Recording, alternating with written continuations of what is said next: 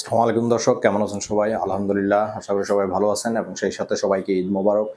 ঈদের দিনে আসলে আমি অনেক কিছু করতে চেয়েছিলাম, অনেক ভিডিও করতে চাইছিলাম, কিন্তু আমি পারি নাই। কারণ বাবা আসলে অনেক বয়স্ক মানুষ, তো সব কাজকর্ম আমাকেই করতে হয়েছে, যার কারণে আমি আসলে ব্যস্ততার মধ্য দিয়ে আর ভিডিও করতে পারিনি। তো যাক, আজকে ঈদের ৩-৪ দিন পরে আমি ফ্রি হয়ে মোটামুটি আপনাদের মাঝে আসলাম। তো আজকে খুব একটা বেশি কিছু আলোচনা করব না। আমি গত ভিডিওতে আলোচনা করছিলাম যে আমাদের মেরিন প্রফেশনের যে অফিসার র্যাঙ্কের বা জুনিয়র র্যাঙ্কের কাজগুলো কি হয়, এই জিনিসগুলো আমি গত ভিডিওতে ক্লিয়ার করছি। এবং আজকে যেই জিনিসগুলো নিয়ে আমি আলোচনা করব খুব একটা বেশি কিছু না, জাস্ট মানে র্যাঙ্ক ওয়াইজ বা ডিটেলস এই কাজগুলো সম্পর্কে আমি নেক্সট ভিডিওতে পরবর্তীতে আলোচনা করব। কারণ আজকে ঈদের পরে আমি এই প্রথম আপনাদের মাঝে আসলাম। তো আজকে খুব একটা বেশি শেয়ার করব না, শুধু এতটুকু বলবো যে যারা মেরিন প্রফেশনে আসতে চান বা যারা এই প্রফেশনটাকে ভালো মতো জানেন না, জানতে চান, তারা আমার চ্যানেলটি সাবস্ক্রাইব করে ফলো করেন, পাশে থাকুন এবং নতুন নতুন ভিডিওগুলো পুরোপুরি দেখার চেষ্টা করবেন। তাহলে আপনারা ক্লিয়ার হবেন অ্যাকচুয়ালি এই প্রফেশনে আসলে কি করতে হয় এবং কি ভাবে যাইতে হয়। তো আজকে যে বিষয়টা নিয়ে আলোচনা করব সেটি হলো যে এই প্রফেশনে আসতে গেলে আপনাকে কি ত্যাগ করতে হবে এবং কি আপনাকে গ্রহণ করতে হবে। সর্বপ্রথম মাইন্ড সেট আপ আপনার, নাম্বার 1 ধৈর্য থাকতে হবে, নাম্বার 2 আপনাকে ফাইন্যান্সিয়ালি মানে স্ট্রং হইতে হবে, নাম্বার 3 আপনার চেষ্টা থাকতে হবে, নাম্বার 4 আপনাকে সবাইকে ত্যাগ করতে হবে কিছুটা সময়ের জন্য। যতক্ষণ পর্যন্ত আপনার কেরিয়ার আপনি না গড়বেন ততক্ষণ পর্যন্ত আপনাকে স্যাক্রিফাইস করতে হবে, প্রচুর স্যাক্রিফাইস করতে হবে এই প্রফেশনে। আদারওয়াইজ আপনি এই প্রফেশনে টিকতে পারবেন না। এই 4টা জিনিস যদি আপনার মধ্যে থাকে তাহলে আপনি অবশ্যই এই প্রফেশনে ভালো একটা কিছু করতে পারবেন। আপনার ক্রাইসিস থাকবে, ফ্যামিলি ক্রাইসিস থাকবে। আমরা খুব একটা উচ্চবিত্ত পরিবারের না, আমি খুব নিম্ন মধ্যবিত্ত একজন পরিবারের সন্তান। তো আমাকে অনেক কষ্ট করতে হয়েছে এই পর্যন্ত আসতে।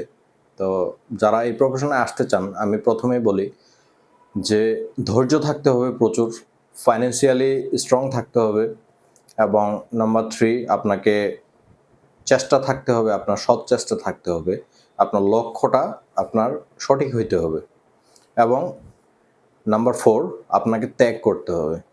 আপনার যদি পিছুটান থাকে, আপনার যদি ফ্যামিলির প্রতি কোনো আবেগ কাজ করে বা কোনো পিছুটান থাকে, তাহলে আপনি এই প্রফেশনে টিকতে পারবেন না। আপনি জাহাজে যাবেন, ওখানে একা, আপনার উপরে আল্লাহ, নিচে শুধু জাহাজ আর পানি, আর কোনো কিছু নেই আপনার জন্য।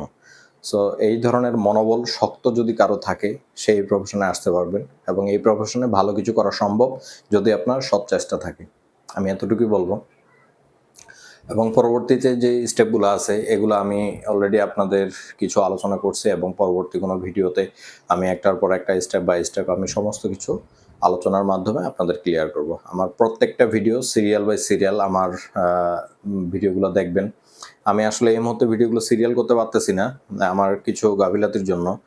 তো আমি পরবর্তীতে এই ভিডিওগুলো আমি সিরিয়ালিং করে বা কোনটা ভিডিও কখন আপলোড হয়েছে এই জিনিসগুলো একটু ফলো করে আপনারা একটু ভিডিওগুলো দেখবেন, তাহলে আপনারা ক্লিয়ার হতে পারবেন।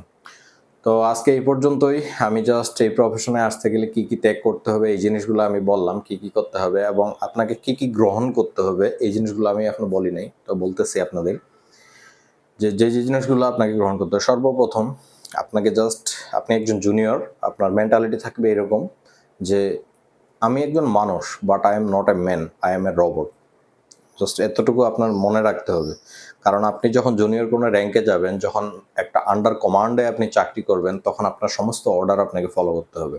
হ্যাঁ, অবশ্যই নিজের ভালো মন্দটা সর্বপ্রথম, সেফটি ফার্স্ট, ওয়ার্ক লাস্ট, এই জিনিসটা মনে রাখবেন এবং এই জিনিসটা মেরিন প্রফেশনের জন্য সর্বপ্রথম টার্মস আপনাকে শেখাবে, সেফটি ফার্স্ট, ওয়ার্ক লাস্ট।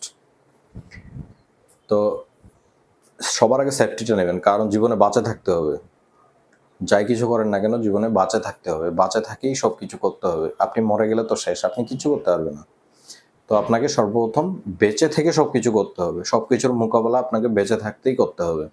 তো এই জন্য সেফটি ফার্স্ট। এবং আপনার সিনিয়রের সাথে কখনো বেয়াদবি করা যাবে না, এই জিনিসগুলো আপনাকে শেখাবে ট্রেনিংয়ে। তারপরে আপনার যে কোনো ক্রাইসিসের মধ্যে আপনাকে নিজেকে শক্ত রাখতে হবে। আমি এই জন্য বলছি আগে যে সব কিছুর জন্য নিজেকে তৈরি করতে হবে, কারণ জাহাজে অনেক সময় অনেক বিপদ আসে, অনেক ধরনের দুর্যোগ আসে। তো এই সময়গুলোতে নিজেকে শক্ত রাখতে হবে এবং আরেকজনকে শক্ত রাখার জন্য যে মনোবলটা, যে তাকে সান্ত্বনা দেওয়া, এই ধরনের শক্তিও থাকতে হবে। কারণ হয়তো বা আপনি শক্ত, আপনার কলিগ শক্ত না, সে হয়তো তার ফ্যামিলির জন্য কাঁদতেছে বা সে হয়তো তার ফ্যামিলির জন্য ভেঙে পড়তেছে, তো তাকেও একটা মানে মেন্টালি সাপোর্ট দেওয়ার জন্য সেই ক্ষমতাটাও রাখতে হবে। তবেই আপনি একজন দক্ষ নাবিক হতে পারবেন, তবে আপনি একজন দক্ষ মেরিন ইঞ্জিনিয়ার, মেরিন অফিসার হতে পারবেন, আদারওয়াইজ আপনি পারবেন না। এখানে অনেক ফাইট করতে হবে এই চাকরি করতে গেলে। তো ধৈর্য, এই ধরনের মনোবল, ফাইন্যান্সিয়াল ব্যাকআপ, এই ধরনের সমস্ত কিছু দিয়ে একজন দক্ষ নাবিক তৈরি হয়।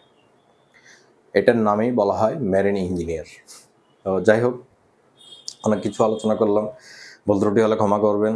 এবং আমি পরবর্তীতে বাই রুটিন আমি প্রত্যেকটা ভিডিও আমি আপলোড করার চেষ্টা করব। দোয়া করবেন, আমাকে সাপোর্ট করবেন, সাবস্ক্রাইব করবেন, চ্যানেলটি ফলো করবেন এবং আমার প্রত্যেকটা ভিডিও যে ভালো নাকি খারাপ, না কোন জিনিসটাকে আমাকে মানে একটু আপডেট করতে হবে, আমার কথা সব কিছু থেকেই যদি একটু আমাকে সাপোর্ট করেন, আই হোপ আমি আমার নিজেকে একটু ইমপ্রুভ করতে পারবো, আপনাদের সামনে হয়তো নতুন কিছু আমি নিয়ে আসতে সক্ষম হব।